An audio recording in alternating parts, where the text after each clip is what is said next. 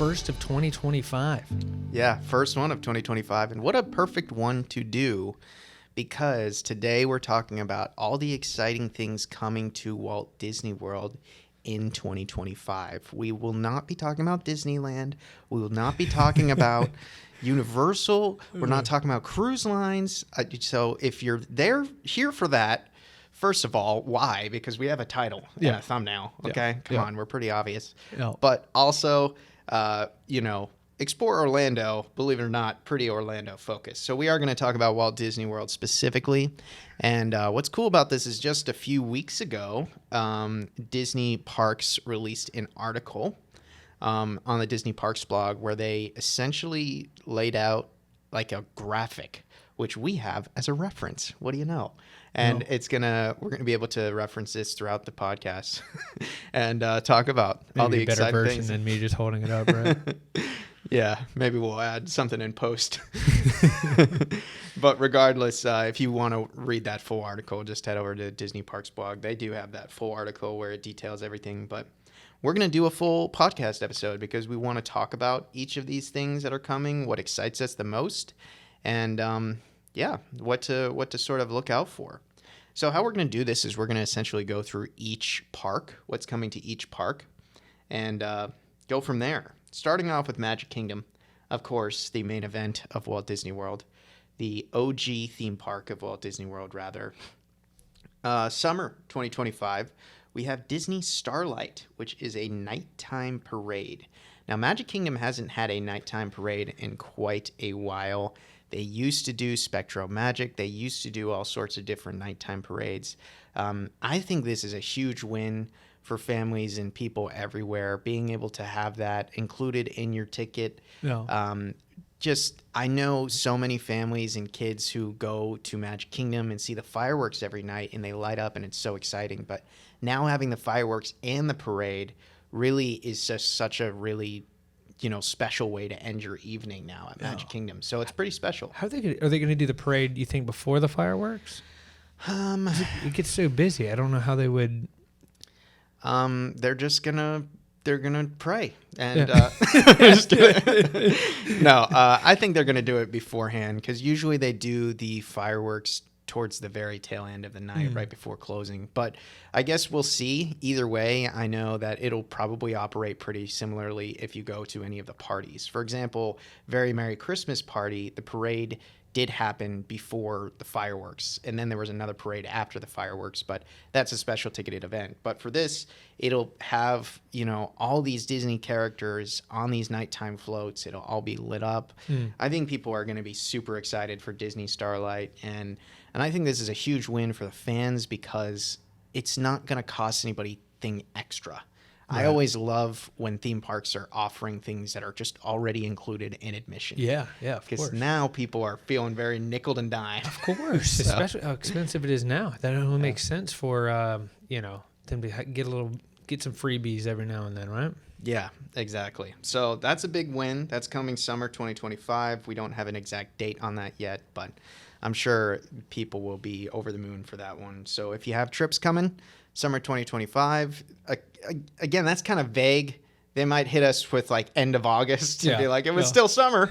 But if you're coming in the fall or the winter, that's something to look forward to for sure. Yeah. But late 2025 at Magic Kingdom, we have the Pirates-inspired Tavern. Let me tell you, it's probably the thing I'm most looking forward to for 2025 at Walt Disney World. I saw something about this. Yeah. Is that so? It's going to be over near. Why am I missing it on this list here? Where's it on the list? So it's. Sorry, Brian's 95 years old. Yeah, look at the small lettering in the Magic Kingdom section. You see right here, Pirates-inspired Tavern. Oh yeah, there it is. Sorry, somebody's got to make the money around here. No, it's funny. I see. So is that going to be near the Pirates of the Caribbean, like the actual ride? Yeah. So what's interesting about it is there is already Tortuga Tavern over there, but they haven't really announced if they're just replacing that with this new tavern or if they're adding it on somewhere. I'm assuming they're replacing. I don't know. It's confusing. Either way, it is supposed to be like an actual sit-down Pirates-inspired tavern where you can order drinks. I'm sure there'll be food offerings as well. What's fascinating about this is Magic Kingdom is the only one of the 4 Walt Disney World theme parks where you can't just buy a beer or a drink at a bar or a lounge or a beer cart or anything. Yeah, It's the only one that's still like that. The only places you can actually have alcohol in Magic Kingdom is at the sit-down locations. I did find, now that you say that, I did not even know that because I thought it was completely dry. Yeah, it was for a long time. Yeah, and we just took Blakely, my 1-year-old, for her first birthday, and we went to the one there at Magic Kingdom. What's the Crystal Palace? Yeah, Crystal Palace. And we saw it. We're like, we looked. It was like mimosas were on there. I was like, what is this? Yeah. It was like they're like morning drinks. I was like, oh, surprising. But Yeah, it's the first I knew that. I thought it was. Yeah, I mean, I think it's one of those things where you're getting a little bit more with the times, right? They've kept it, a dry park for a very long time, but they did start adding it now to the sit-down locations. Be our guest. You can order drinks and stuff too. However, I'm curious to see how they handle this because I guess it is technically a sit-down location, but there's going to be, I'm guessing, like standing room sections and it's more like a lounge almost than anything, kind of like Oga's Cantina over in Hollywood Studios. So I think you'll be able to drink in here, but you probably won't be able to take anything to go or take one with you. That's where they draw the line usually at Magic Kingdom. So. Gotcha.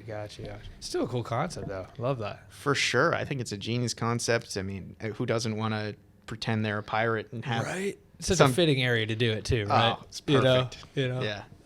It makes all the sense in the world. I hope they have some cool food too, even if it's just quick bites. And yeah, great new addition. So moving on to the next park, over at Disney's Hollywood Studios in summer of 2025, we are getting 2 new shows. So curious to see when they actually announce these 2 in terms of actual opening dates. But first of all, there's a Wicked stage show. Now, not Wicked the musical. That's going to be villains, essentially. Okay. So back where Lightning McQueen's Racing Academy is, that's getting replaced by a villains show. Interesting. So I'm curious to see how that does. I almost think they jumped the gun a little bit too much on that just because they're adding a whole villains land in Magic Kingdom. That's so why when it's kind of odd, but that's why when I was first looking at this graphic you have here, I was surprised when I saw villains. I was like, oh, he's going to talk about what's about to go behind what Thunder Mountain. Yep. And that's interesting. So they're kind of doing the villains thing into separate parks, huh?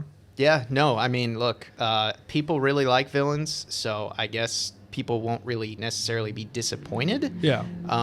But it's definitely fascinating, and I'm curious to see how that goes. But regardless, we're also getting a reimagining of The Little Mermaid, a musical adventure. That is, the stage is still there, the building's still there, it just hasn't been open really since COVID. But they're bringing that show back in a new reimagined way, sort of like how they've done with the Little Nemo show over in Animal Kingdom. That used to be quite different, and they just brought it back with a new kind of reimagining. So curious to see how that goes, but I think these are both big wins in terms of crowds. The beautiful thing about shows is they eat up a lot of crowds, and it disperses how many people are around the park. And I think Hollywood Studios almost needs that more than any other park, is being able to control, because they have like 6 rides and they're all like 2-hour long rides. So having shows will decrease those wait times, and that'll be a huge win for everybody. Yeah, love that. So yeah, big news out of Hollywood Studios. Hopefully those 2 shows are very successful. But moving on, we're moving right along here to Epcot in 2025 is getting the Spaceship Earth Lounge, which is coming late spring. So that's going to be here sooner than a lot of these other, new things that are opening in Walt Disney World. Why have I not? I feel like, because I've been to Epcot, I haven't seen like the development of that. Where is that even? I'm trying to picture it in my mind. Yeah, so they have a lot that is going on kind of behind Spaceship Earth, where, you get off the ride of Spaceship Earth.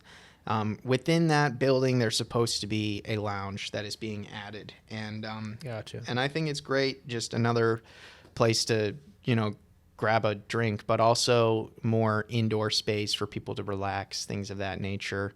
Especially in the summertime when it's 99 degrees, 99% humidity. Beautiful time of year.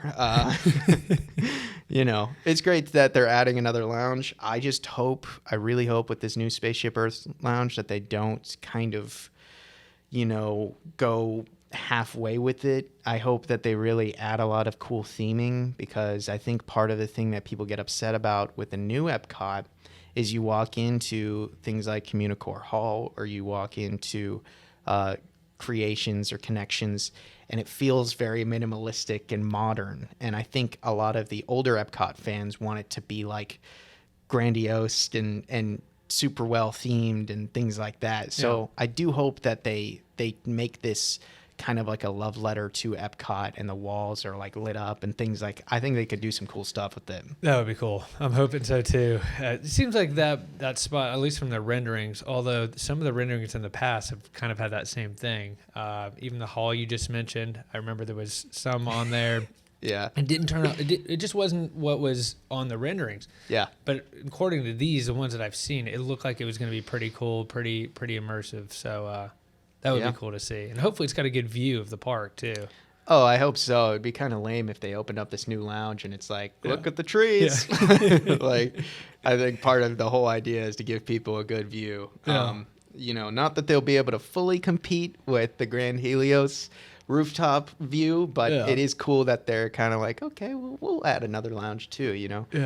The theme park wars rage on. But late summer of 2025, we're also getting Test Track coming back. It's getting reimagined. It's this time it is, presented by General Motors. In the past, it's been Chevrolet. Oh, really? Yeah. So that's kind of exciting. I'm curious to see what that entails, how much they change it. It's interesting because I think that's one of the few rides where almost all fans were on the same page about that they didn't love the latest reimagining. Like the first time I went on Test Track, where you feel like you're like being thrown into how they actually test cars, and it's just so well themed into like the warehouses and the test dummies and things like that. Yeah. That felt so much more authentic than the latest Test Track version, where it's just like glowing green and blue inside, and you're like in a futuristic Tron timeline or something. I don't know. It's like build it at the beginning. Build it out. Yeah. I don't know. I'm curious to see if this Test Track is better. I hope so. I think it will be. But that'll be interesting to see. Excited for that. Love that ride. I mean, even again, I agree with you on the theming, but when it goes out and it goes around the track, I mean, that's still such an iconic, because it's such an older ride. It doesn't feel like it's dated. In any sense. I mean, you can feel it a little bit, but like it's still a fun ride. Like the concept is still very much absolutely. I think fans love it, kids love it. Yeah. As soon as you're tall enough to ride that one, like that's one that people really love. It's actually one of the fastest rides in Walt Disney World. And once you're whipping around that corner outside, it really does move 100%. So it's really cool, and I'm excited to see the reimagining. Again, another big win just for capacity too. When you lose a ride in a park, all the other wait times skyrocket. Massive, So now with Test Track, you might even see with Test Track opening, this might be a great time for them to finally say, okay, Guardians is now going to be a standby. Yeah. I'm curious to see if they go that route. I think they were able to do that with Tron and Magic Kingdom in large part because they have so many other rides in Magic Kingdom. But in Epcot, they almost need the virtual queue for Guardians because of capacity reasons. Yeah. So and I don't know if this makes much difference, but at least it's just a thought that popped up. But Test Track being right there too, that same general area, it's probably going to add to your point. There's literally just if it's open, the crowd is going to be able to disperse. But it being closed, everybody would walk straight over to Guardians, or what is it, Mission to Space, just there behind it. But no, I hear you. I think that I'm hoping they do that because there's been a couple of days when I've been there and Guardians is booked out. I'm like, man, I'd probably wait a little bit just to get on. For sure. Yeah, it's such a bummer when you don't get a virtual queue to Guardians and you go to Epcot and you're like, it's like 80% of the reason why I wanted to come to this park. It's such a cool ride, and I just feel like all fans deserve the chance to be able to ride it when they do come. Yeah, no doubt. So we'll see. That's my prediction for 2025 is it will move to standby, but only after Test Track actually opens. So we'll see that prediction. All right, and moving on to the fourth theme park, we do have Animal Kingdom bringing us a few things here. First of all, this isn't new, but ride Dinosaur while you can. Construction on the new reimagining of where Dino Land USA is going to be, the Tropical America's Land, what's replacing Dino Land, begins as soon as this month, January, February, but only in some parts of the park. They're going to close down or some parts of the land. I think I saw that, yeah. But Dinosaur, they're keeping open essentially through all of 2025. So they're going to be building out a lot of Tropical Americas minus that ride. Right. Which makes things interesting for me. I'm curious if when they do open this new land, they're going to open it in like waves. Like, hey, some of the land is open, but we're still waiting on that ride. But yeah. I also imagine because it's using the same exact track that I imagine building the new ride won't be all that too, time inducing just because you're not actually building the operational ride. You're just retheming it. Okay, I didn't know that. So that's what the plan is, to basically refurbish the ride that's already there? Yeah, so the actual track itself is going to be essentially the same, for Dinosaur. They might change it slightly, but it's mostly going to be the same. Gotcha. So that's kind of cool in the sense where that's not going to require quite as much time. Yeah. Yeah. So, but either way, go on Dinosaur while you can. Yeah. And then Zootopia, the new show that is being put in the Tree of Life, where currently It's Tough to Be a Bug is. That is where the new Zootopia Better Together show will be going. So I think it's a smart move. I love Bug's Life growing up, but nobody cares about Bug's Life nowadays, sadly. And I'm not just... Before the Bug's Life fans come screaming at me for that comment, by the way, I'm not saying nobody cares about it, but IPs naturally have to be updated because of generations. And I think that Zootopia is a powerful brand in Disney's pocketbook right now. Zootopia 2 is literally being released this year. So they're going to have the new movie and the new show in the same year. It's a smart move from a marketing perspective. Yeah, I totally agree. But personally, I do have to put my interjection in there. Bug's Life does have that nostalgia, especially in our generation. But that's what I was thinking. There must not, they haven't made a new Bug's Life movie or a new version of that, right? Nope. Yeah, so there'd be no reason for them to want to reinvest there. But I do like the theming of Bug's Life under the tree, though. It very much goes hand in hand. But I imagine Zootopia is going to be the same. Yeah, I agree. I do think it would have been kind of cool to still keep Bug's Life, but who knows? Maybe they'll put some sort of Bug's Life attraction or thing somewhere else. So those are the main things that are coming to the 4 Walt Disney World parks. However, beyond that, of course, just recently, the new DVC tower at the Polynesian just opened up. So that's going to be the first year in which that's fully in operation. I've heard nothing but really great things about it over there. Same. I do plan to go visit at some point here soon just to go check it out.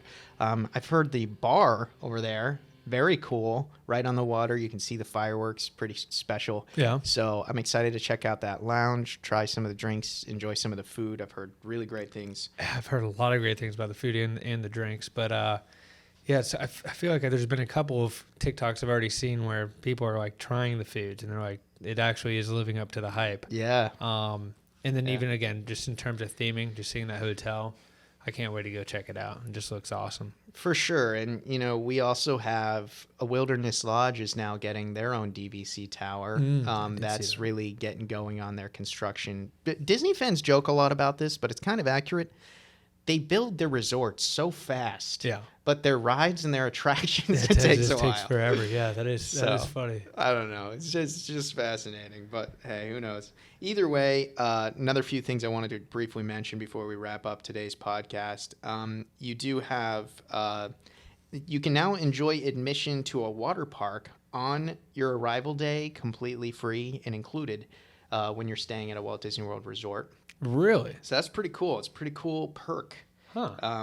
So beyond that, of course, you have other benefits of staying at the resort, including early theme park entry, the free transportation, and things like that. But, that is a perk that is being added here in 2025 is guests who book a Walt Disney World resort can utilize the water park and just go on their arrival day, which I think is smart too, because one, it boosts the actual, admission to the water parks. But at the same time, a lot of people, you can't check in till 3. But let's say your flight lands at 9 a.m. Yeah. What are you going to do? It's smart. Just go over to the water park. It is. It does make a lot of sense. That's what I was going to feed off you and say the exact same thing. That's brilliant for them to do that. Brilliant move. Yeah. But, overall, I know when you're probably listening or watching this episode, you're like, okay, well, Universal has Epic Universe coming in 2025. Like, this is a pretty lame slate comparatively. But you do have to remember, okay, Disney has added a lot of pretty cool things over the last 5 to 7 years that Universal hasn't been able to really compete with. This is going to be obviously a huge year for Universal Orlando. Yeah. However, 2026, 2027, those are going to be much bigger years for Disney, because Disney has a lot of grand plans for lands, for new rides, all sorts of things that have already been previously announced. Yeah. Things like Monsters Inc. land, things like the new Muppets Rock and Roller Coaster over in Hollywood Studios, the brand new land coming to Animal Kingdom. Of course, Magic Kingdom is having brand new lands being built behind Big Thunder Mountain. Yeah. You have huge expansions coming to these parks, and it's going to take a few years to build them. So although 2025 might not bring as many new and exciting things that Universal is getting, that does not mean that Disney won't have an answer here. 2026, 2027, 2028, they're going to be big years. And it's actually almost going to put the pressure back on Universal, because all of a sudden it's like, okay, cool, you got your new theme park, but now what? And I do think they're actually going to respond, because you got a lot of ways they can add on and, retheme certain lands at both Universal Studios and Islands of Adventure. Yeah, no, I totally agree. Just walked by the, what is it? What was the old ride that it's potentially going to be Zelda? I shouldn't say potentially, but there's rumored to be. Yeah, Poseidon's Fury. Poseidon's Fury. Just walked by that, and I'm just looking around. But one of those areas I think you're talking about can be redeveloped, but I still like the theming now. It's so bad. Yeah, it's really cool. I just wish they'd have like a ride or a show or anything. Yeah, something. You're just walking through. There's one restaurant and some kebab stand, and you're just gone. Yeah. So I don't know, but that's one land. I mean, there's comic book strip land over there. You have obviously the Marvel land. You have Simpsons land that can be rethemed. You have a lot that you can do with all that, property at those other two parks. And I do think that they're going to do things in response. But either way, just buckle up, because I think the next 3 to 5 years are going to be some of the best years in history to be a theme park fan and live near Orlando. Really. Totally agree. A lot of exciting things to look forward to, no doubt. Yeah, I'm just excited because I'm never going to be bored again for the rest of my life. So True. Yeah. But definitely plenty of Explore Orlando content for us to make. That's for darn sure. Yeah, we will never run out of content. Honestly, it's physically impossible to run out of things to cover and videos to make. So if you're new to our page, welcome. First of all, thank you for checking out our podcast. And if you want to check out some of our other content, Explore Orlando is pretty big now on TikTok, which we're very grateful for. We go live on the TikTok page several times a week, but you can also go over there to TikTok, Instagram, Facebook. We're posting new videos every single day, typically 2 videos a day. And in terms of our YouTube channel, you can obviously watch all those videos on YouTube Shorts, but we have this video podcast and we have a lot of other long-form exciting content coming down the pipeline for our YouTube channel. So Explore Orlando has a lot of big things on the horizon here for 2025, and even more things that we're going to talk about in the future in terms of even being able to help you plan and book your vacation. So just getting started, and we're super excited to see where it all leads. So yeah, absolutely. And I do want to feed off of that a little bit. I would imagine by the time this launches, hopefully we're up and running. But to Jared's point, certainly here in the first quarter of 2025, we want to be able to help you book your vacation. So if you're watching this, I don't even have to say just out of state. If you're local, I mean, it could be anywhere. If you need help booking a vacation, we intend to be able to have a form that is set up on our website that you can go and fulfill. And we will certainly be able to help you book any vacation in regards to Disney and Universal in Orlando. Yeah, that's the plan. Obviously, things that still need to happen beforehand, but we're really hopeful. Again, by the time you watch this episode, that will be the case. And just head to our website, get a free quote, and a licensed travel agent will reach out to you and help you book your entire trip completely free to you at no additional cost. It's just included. So definitely reach out and head to our website to learn more about Explore Orlando in general. And definitely go watch one of those live streams. I think you'll enjoy them. Just ignore the excessive amount of dad jokes that I make. I'm not yet a dad, but I'm just prematurely being like, I'm just gonna pretend I'm a dad. Some of the ones anyways. you throw in there crack me up, man. You hit us with a couple, and I'm like, you say it, and then you're like, should I have said that? And it's like, all right, we'll go. It's a live show. You do what you want. Exactly. Yeah. All right. Well, thank you so much for tuning into today's episode. Drop us a subscribe if you did like this video, and drop us in the comments what you're most excited for out of all the things we talked about in terms of 2025 at Walt Disney World. And can't wait to see you guys out in the parks. If you see me, say hello, and I'm sorry I don't look more handsome. Yeah, love it. No, I did want to throw one more thing in too. Also in the comments, if there's anything you want us to talk about, if there's a topic that you're interested to for us to have for topic of conversation, down in the comments. We're always looking for ideas. Right now we have the 2025, but we're always looking for new things to talk about. We've covered Epic a little bit, so if there's anything you have questions about or you want to hear our take on it, let us know. Absolutely. All right, guys. We'll see you on the next episode.